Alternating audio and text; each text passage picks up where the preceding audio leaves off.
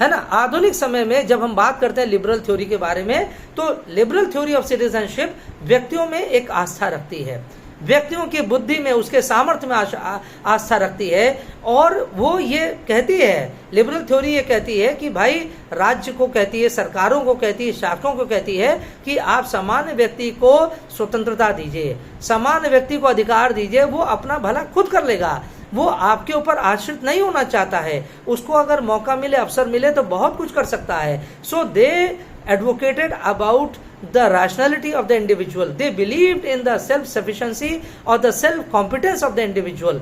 They called upon the state to be liberal towards the individuals. Individuals should not be considered as a part of the machine. व्यक्ति क्या है, वो machine का पुर्जा नहीं है कि आप जिसको एक काम दे दें करने, बस वही करता रहेगा, घंटों तक वही करता रहेगा। नहीं, व्यक्ति में एक एक एक एक जिसे कहते हैं रचनात्मकता होती है।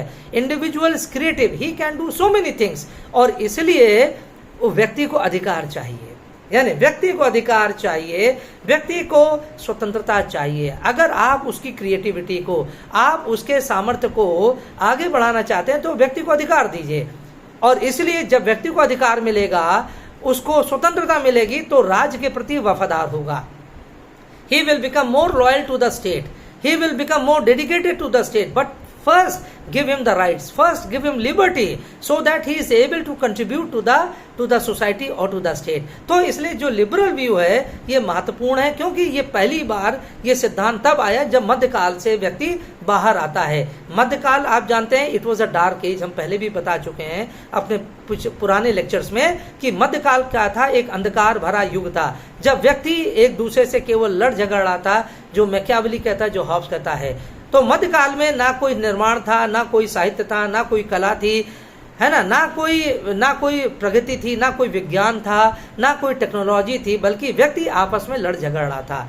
इसलिए मध्यकाल एक बड़ा दुर्गम समय था, जो हॉब्स इसका चित्रण करता है लेवायथन में। और इसलिए जब मध्यकाल के बाद का समय आरंभ होता है, मूल रूप से 16वीं शताब्दी के समापन के साथ और 17वीं शताब्दी के आरंभ के साथ, जब आधुनिक समय आरंभ होता है, तब लिबरल थ्योरी के उसी समय के संदर्भ में लिबरल थ्योरी कहती है।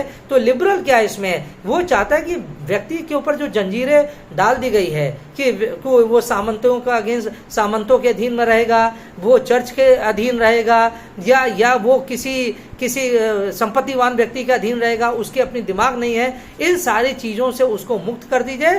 व्यक्ति का अपनी बुद्धि है, उसका सामर्थ्य, ईश्वर ने उसको बुद्धि दिया है, प्रकृति ने उसको इतना सामर्थ्य दिया, तो उसको यूटिलाइज करने दीजिए। इसलिए व्यक्ति को अधिकार दीजिए, उसको स्वतंत्रता दीजिए, उसको कुछ एंटाइटलमेंट्स दीजिए, जो कुछ चाहता है, एंटाइटलमेंट जो उसको मिलना चाहिए, मान सम्मान दीजिए, उसको डिग्निटी दीजिए, उसको रिस्पेक्ट दीजिए, उसको राइट्स दीजिए, उसको नौकर ना समझिए, गुलाम ना समझिए।